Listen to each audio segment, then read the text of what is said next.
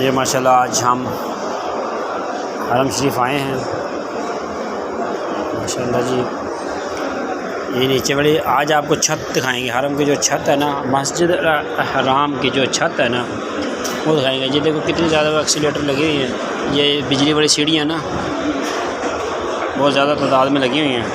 ये एहतियाती तदाबीर है।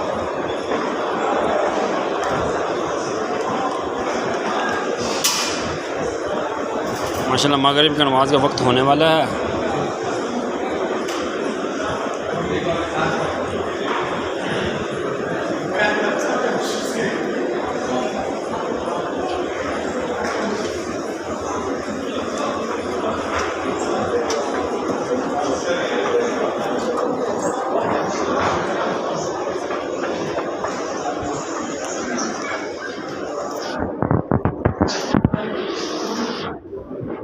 ये हम जी मस्जिद अल हराम की जो माशाल्लाह छत है, मस्जिद हराम की छत पे आगे हैं माशाल्लाह। ये व्यू आपने शायद पहले कभी देखा हो।